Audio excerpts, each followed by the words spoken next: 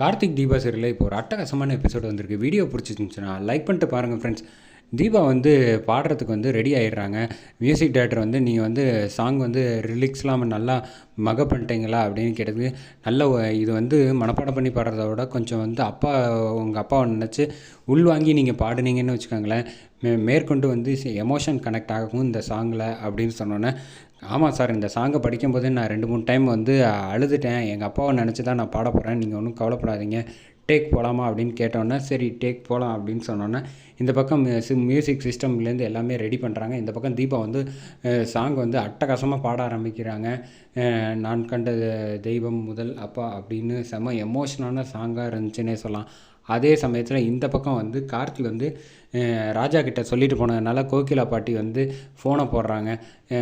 ராஜா வேறு வெளுத்து எடுத்து முடிச்சிட்டாங்களா, ரூபஸ்ரீக்கு ஃபோனை போட்டு, என்ன பாட்டி தீபா போய் பார்த்துட்டாலா, பாட்டு பாடுறதெல்லாம் நின்று போச்சா அப்படின்னு கேட்டோன்னே, எங்கே நிற்கிறது, அந்த ராஜா பையன் வந்து என்னை கட்டையை வச்சு அடி வெளுன்னு வெளுத்து எடுத்துக்கிட்டான், என்னால் தீபா கிட்டக்கே நெருங்க முடியாத லெவலுக்கு ஆகிப்போச்சு அப்படின்னு சொன்னோன்னே, அதெல்லாம் எனக்கு எதுவுமே தெரியாது, நீ மரியாதையாக மாறு வேஷத்தில் போய் வந்து தீபாவுக்கிட்ட போய் உண்மையை சொல்லு அப்படின்னு சொன்னோன்னே, என்ன விளாட்றியா, மாறு வேஷத்தில் போக சொல்கிற அப்படின்னோன்னே, ஏன் உன் மூஞ்சியை பார்த்தா தானே கண்டுபிடிக்கிறான், நீ முகத்தை மூடிட்டு போய் கண்டுபிடி அப்படின்னோன்னே, இது கூட நல்ல ஐடியாவாக தான் இருக்குது, நான் போய் முதல்ல வந்து அந்த வேலையை எக்ஸிக்யூட் பண்ணுறேன் அப்படின்னு சொன்னோன்ட்டு இந்த பக்கம் வந்து ராஜா வந்து படியில் வந்து கட்டையோட ரெடியாக நிற்கிறாங்க. இந்த பக்கம் வந்து அட்ரஸ் கேட்குற மாதிரி கார்த்திக் சார்கிட்ட வந்து முக்கியமான ஆர்டர் கொடுக்கணும் அப்படின்னு சொன்னோன்னே, ஏய் என்ன விளாண்டுக்கிட்டு இருக்கியா அப்படின்ட்டு ராஜா கேட்குறாங்க. என்ன கோகிலா, கொஞ்சம் கூட மனசாட்சி இல்லாமல் மறுபடியும் வந்து இப்படி மாறு வேஷத்தில் வந்திருக்கேன், உன்னை 4 அடி வெளுத்து எடுக்கணும்னு எனக்கும் கூட ஆசையாக இருக்குது, அடிக்க ஆரம்பிப்போமா அப்படின்னு சொல்லிட்டு, என்ன எப்படிடா கண்டுபிடிச்ச அப்படின்னு ஆர்வ கலரில் கேட்குறாங்க. கேட்டோன்னே, ஆமாம் எல்லாம் ட்ரெஸ்ஸை மறைச்சேன், மண்டை மேலே கொண்டை இருக்கிற மாதிரி குங்குமத்தை இப்படி வச்சுட்டு வந்திருக்கிய, இது ஒன்று போகாதான் நீ தான் கோகிலாங்கிறதுக்கு அப்படின்னு சொல்லிட்டு, நீ போட்டிருக்க கெட்டப்புக்கும் இதுக்கு என்ன அடி வெளுத்தெடுக்கிறாங்க. அடித்தோன்னே ஓடி போயிடுறாங்க அங்கேருந்து. அதே சமயத்தில் இந்த பக்கம் தீபா வந்து அட்டகாசமாக பாடினதுக்கு அப்புறமேட்டுக்கு எல்லோரும் சேர்ந்து கை தட்டுறாங்க. கை தட்டி முடிக்கிறாங்க. அதுக்கு அடுத்தது வந்து தீபா கிட்ட வந்து சொல்கிறாங்க, நீங்கள் எக்ஸ்ட்ராடனரியாக பாடுறீங்க தீபா, நான் நினச்சி கூட பார்க்கல, நீங்கள் ஃபஸ்ட்டு சாங் பாட போகிறீங்க, லைட்டாக கொஞ்சம் நர்வஸ்னஸ் இருக்கும் அப்படின்னு நினச்சேன், ஆனால் உங்கள் வாய்ஸில் ஒரு பிசுறு கூட இல்லை, ஒரே டேக்கில் அட்டகாசம் பண்ணி அசத்திட்டீங்கன்னே சொல்லலாம், நான் எதிர்பார்க்கவே இல்லை அப்படின்னோடனே, உங்களுக்கு பெரிய ஃப்யூச்சர் இருக்குது அப்படின்னு சொல்லிட்டு கார்த்திக்கிட்ட சொன்னோன்னே, ரொம்ப சந்தோஷம் சார் அப்படின்னு சொல்லிட்டு, சரி நான் கிளம்புறோம் அப்படின்னப்போ, இருங்க அப்படின்னு சொல்லிட்டு 1,00,000 செக்கை போட்டு வந்து கொடுக்குறாங்க நம்ம தீபாவுக்கு.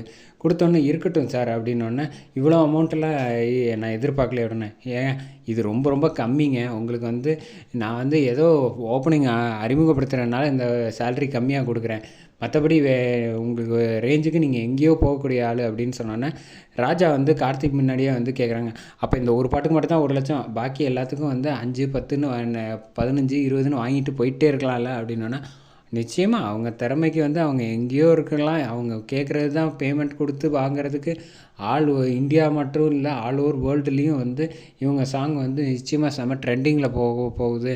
அதுவும் அந்த எமோஷன் கனெக்ட் வந்து தீபாவோட வாய்ஸில் வந்து ஜீவனே அதுதான், அது வந்து எல்லாருக்கும் வந்து இந்த மாதிரி ஒரு சாங் வந்து அமையாது அப்படின்னு சொல்லிட்டு கார்த்திக் வந்து, சரிங்க சார் நான் கிளம்புறேன் அப்படின்னோன்னா, இல்லைங்க கிளம்புறதுக்கு முன்னாடி இருந்தாங்க 1,00,000 பேமெண்ட் அப்படின்னு செக்கு போட்டு கொடுத்ததுக்கப்புறமேட்டுக்கு பார்த்துட்டு, பரவாயில்ல என்ன கம்மியாக இருக்குதுன்னு நினைக்காதீங்க, ராஜா சொன்ன மாதிரி மேற்கொண்டு வந்து எவ்வளோ பேமெண்ட் வேணாலும் நான் வந்து அடுத்த படத்துக்கு இப்போயே புக் பண்ணி வச்சிடுறேன், இது அதை அட்வான்ஸ் மாதிரி வந்து நான் அதுக்கு தனியாக வந்து செக் போட்டு கொடுத்துட்றேன் அப்படின்னோடனே, பரவாயில்ல, ஆனால் அப்போ மட்டும் அடுத்த படத்துக்கு வந்து நீங்கள் வந்து கால் சீட்டு இல்லை பாட முடியாதுன்னு மட்டும் சொல்லிடக்கூடாது அப்படின்னோடனே, என்ன சார் இப்படி சொல்லிட்டீங்க, நீங்கள் எப்போ கூப்பிட்டாலும் வந்து நான் பாட வேண்டியது என்னுடைய கடமை, ஏன்னா என் வாய்ஸ் வந்து சினிமாவில் உலகத்துக்கு அறிமுகப்படுத்தி வச்சது நீங்கள் தான் சார், உங்களுக்கு நான் எப்போயுமே நன்றி கடனோடு இருக்கணும்னு நான் நினைக்கிறேன் அப்படின்னு சொன்னோன்னே, சரி வா போகலான்ட்டு தீபாவை காரில் ஏற்றிட்டு அழைச்சிட்டு வந்துட்டுருக்காங்க. வந்துட்டுருக்கப்போ வந்து, இங்கே ஏன் சார் வந்திருக்கோம் அப்படின்னோன்னா, ஹாஸ்பிட்டல் அழைச்சிட்டு வராங்க.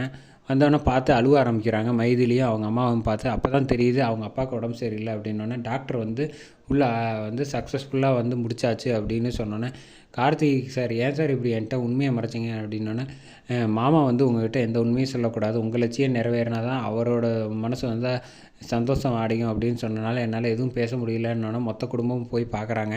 இப்போதைக்கு எந்த பிரச்சனையும் இல்லைங்கிறாங்க, மேற்கொண்டு எப்போ வேணால் எந்த பிரச்சனை வரலாங்கிறாங்க. தீபா வந்து உள்ளே கார்த்திலேருந்து மொத்த குடும்பமும் பார்த்து எமோஷனலாக அவர் பார்த்து அழுதுகிட்டு இருக்காங்க. அதோட எபிசோடு அட்டகாசமாக முடிச்சாங்கன்னே சொல்லலாம்.